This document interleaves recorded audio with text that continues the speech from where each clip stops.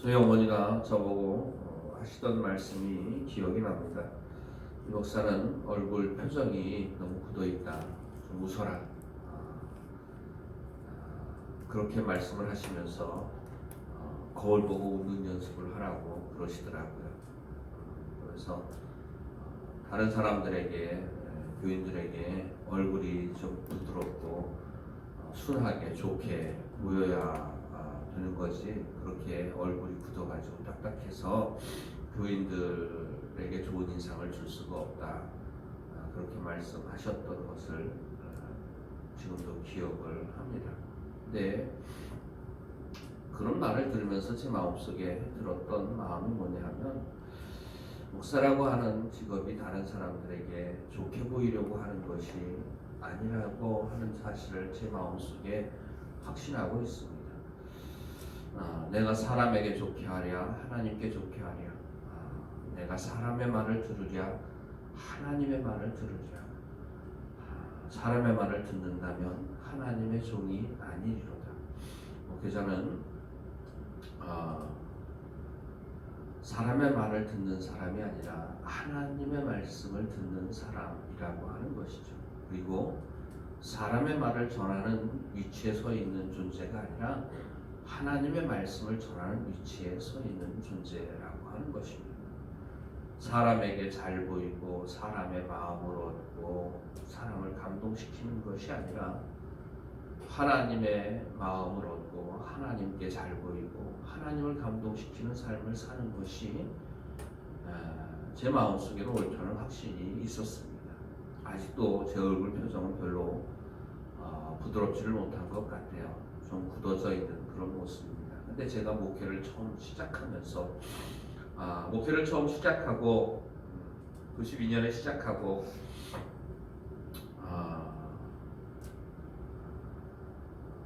94년 말이죠. 94년 12월에 개인적으로 거듭나는 체험을 했습니다. 믿음으로 구원받고 거듭나는 체험을 했어요.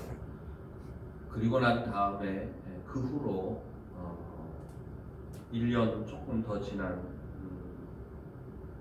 시간에 94년 12월에 그렇게 체험을 하고 95년 4월 연회를 하는데, 감리교회는 1년마다 모여서 회의를 하는 연회가 있습니다.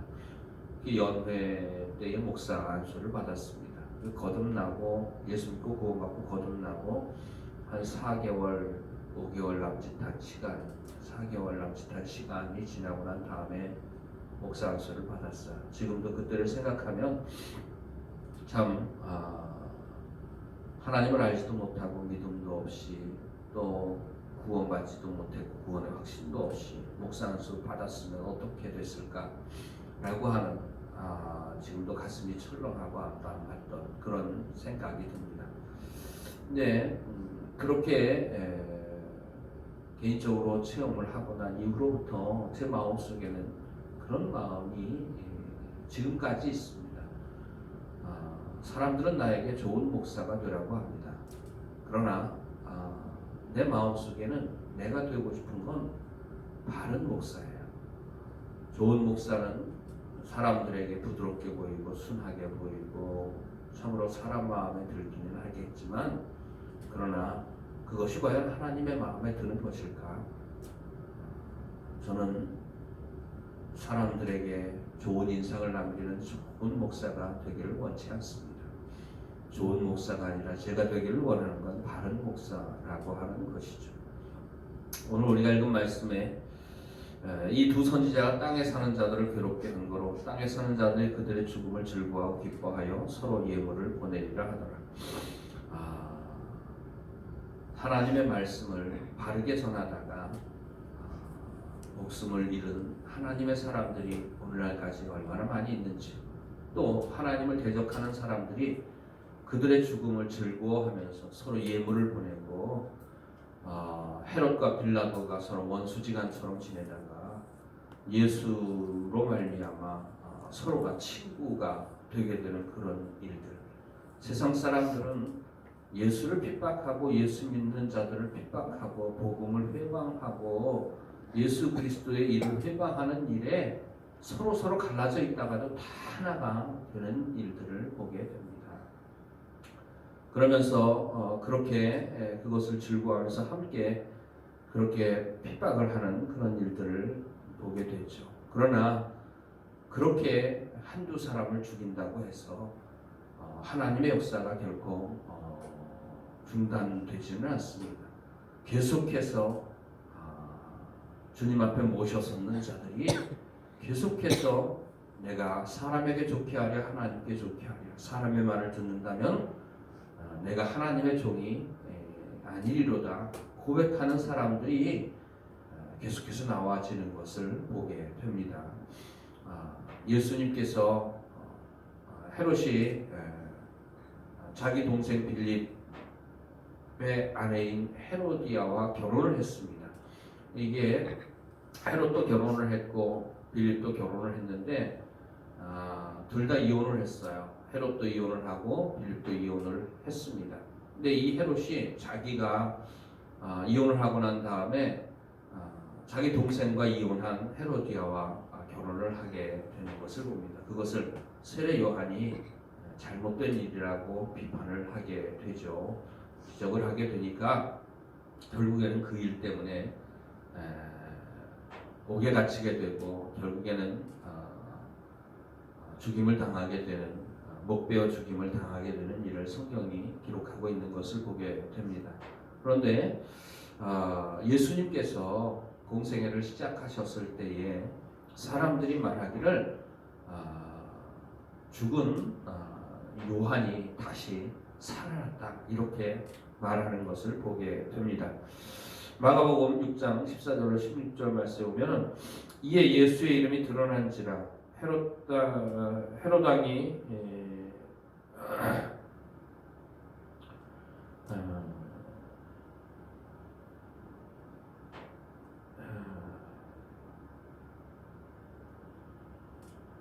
잘 안 보이네. 이는 세례 요한이 죽은 자 가운데서 살아났도다 하고 그러므로 이런 능력이 그 속에서 운동하느니라 하고 어떤 이는 이가 엘리야라 하고 또 어떤 이는 선지자니 옛 선지자 중에 하나와 같다 하되 헤롯은 듣고 가로되 내가 목베인 요한 그가 살아났다 하더라. 그러니까는 사람들이 예수가 나타났을 때에 어떤 사람들은 엘리야가 다시 살아났다 이렇게도 말을 하고 또 어떤 사람은 선지자 중에 하나가 다시 살아났다고도 하는데 헤롯은 그 입으로 스스로 고백을 하는데 내가 목베어 죽인 요한이 다시 살아난 거구나 라고 말을 했다고 기록하고 있습니다. 예수님께서 제자들에게 묻으셨죠. 사람들이 나를 누구라 하느냐. 베드로가 제자들이 대답을 합니다. 사람들이 예수님께 대하여 말하기를 너는 엘리야가 다시 살아났다고도 하고 너는 예레미야나 선지자 중에 하나가 다시 살아났다고도 하고 너는 새 요한이 다시 살아났다고도 합니다. 너희는 나를 누구라 하느냐 할 때에 베드로가 저는 그리스도시요 살아계신 하나님의 아들이십니다 라고 고백하는 장면이 나오죠. 그러니까 세례 요한이 죽고 난 다음에 예수님이 나타났을 때에 죽은 세례 요한이 다시 살아났다고 기록한 성경의 말씀을 봅니다. 오늘 우리가 읽은 말씀이 하나님 앞에 모셔섰는 자, 기름 발리운 자 두 감람나무 그 사람이 예언을 하고 또 그렇게 영적인 싸움과 전쟁을 하고 그 가운데 죽임을 당하게 된 일이 위에 기록하고 있죠.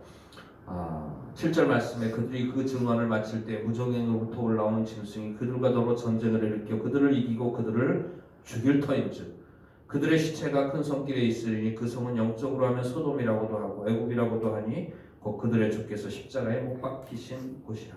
주님을 대적하는 모든 세력, 주님을 죽였을 뿐만 아니라 주를 따르는 믿음의 사람들을 죽이는 모든 세력들 바로 그런 세력들, 적그리스도의 세력들이죠. 바로 그렇게 죽임을 당했지만 그걸로 말미암아 그들은 영적인 싸움에서 이겼다고 기뻐하지만 그러나 그것이 끝이 아니죠. 11절 말씀에 보면 3일 반 후에 하나님께로부터 생기가 그들 속에 들어가매 그들이 발로 일어서니 구경하는 자들이 크게 두려워하더라. 헤롯이 목베어 죽인 요한이 다시 살아났다고 자기 입으로 고백하면서 크게 두려워하는 일이 있는 것을 보게 됩니다. 그렇게 믿음의 사람들은 계속해서 하나님께서 역사하심으로 말미암아 진정한 믿음의 사람들, 하나님 앞에 모셔서는 사람들이 끊임없이 복음을 증언하고 예수 그리스도를 증언하고 하나님의 말씀을 증언하는 일들이 계속해서 일어날 것에 대해서 표현한 것이 3일 반 후에 하나님께로부터 생기가 그들 속에 들어가매 그들이 발로 일어서니라고 하는 말씀이에요.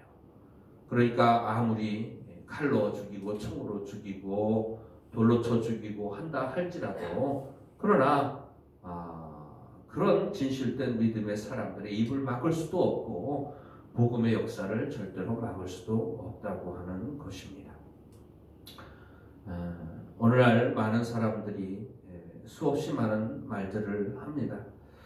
저도 설교를 늘 하지만 정말로 설교할 때마다 마음속에 두려운 것이 뭐냐 하면 내가 과연 내가 읽고 내가 깨닫고 내가 설교하는 그 모든 것들이 과연 하나님의 뜻에 맞는 것인가 라고 하는 것입니다. 혹 사람의 마음을 기쁘게 하거나 사람의 마음을 즐겁게 하거나 사람에게 잘 보이기 위하여 내가 하는 설교 중에 그런 말들은 없는가 참 늘 두렵고 떨리는 마음을 가지고 있습니다.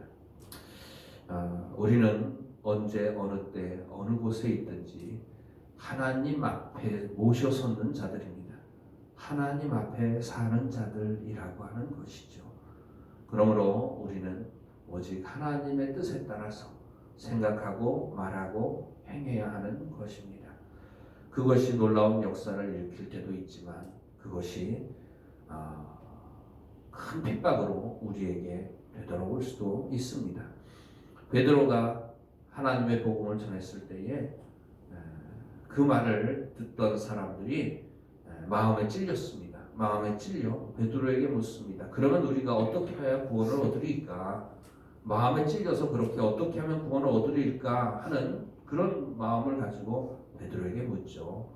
그때 베드로가 각각 회개하고 예수를 믿고 성령을 선물로 받으라 그렇게 말하는데 그때 3,000명이나 되는 사람들이 회개하고 예수 믿고 구원 얻고 하나님의 자녀가 되는 역사가 일어났습니다. 그런데 스데반이 복음을 전했을 때에 스데반의 설교를 듣던 모든 사람들이 마음에 찔렸습니다. 똑같이 마음에 찔렸어요.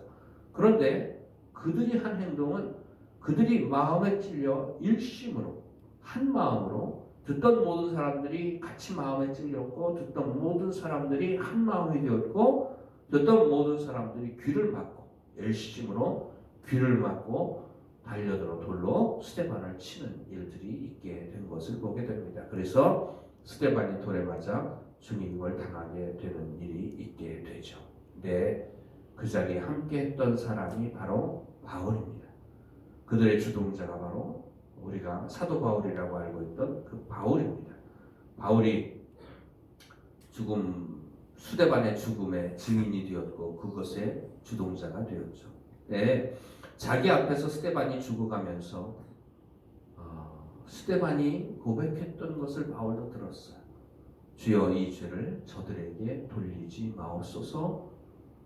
그렇게 말하고 자니라. 성경 그렇게 기록되어져 있죠. 이 모든 것을 바울이 다 경험을 했어요.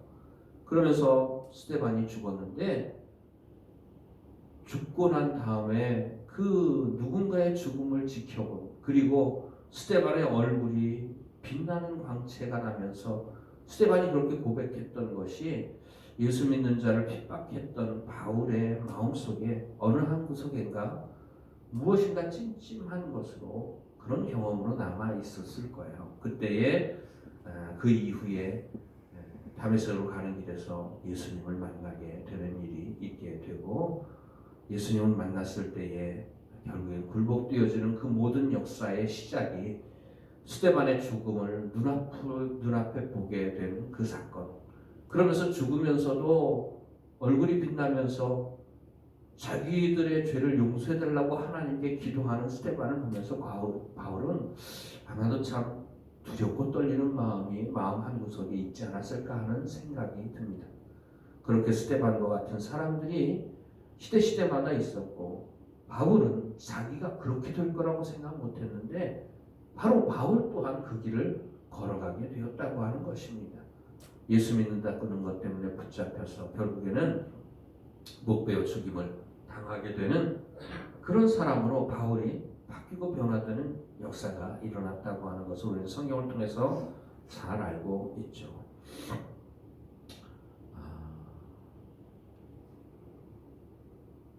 저의 마음속에 참으로 진실된 바람은 뭐냐면, 내가 이 땅에 떠나는 그날까지 사람들 눈치 보지 않는 목사가 되기를 원해요. 그리고 사람 섬기는 자가 되는 것이 아니라 주님 모시고 사는 사람, 주님 섬기는 사람이 되기를 원하고, 주님의 뜻에 따라서 생각하고 말하고 행하는 사람, 그것이 내게 어떤 일로 돌아올지 알 수 없지만 무슨 일을 만나더라도 어떤 상황 속에 있더라도 늘 주님 모시고 사는 사람, 주의 말씀에 순종하는 사람, 주님이 기뻐하시는 말씀을 선포하고 주님이 원하시는 말씀을 선포하고 주님 뜻대로 그렇게 살아가는 저와 여러분, 제가 되어지는 것이 소원입니다. 여러분들도 그런 마음의 소원을 품고 인생의 마지막 날까지 살아갈 수 있는 귀한 은혜가 있기를 주님의 이름으로 축원을 드립니다. 기도드리시겠습니다.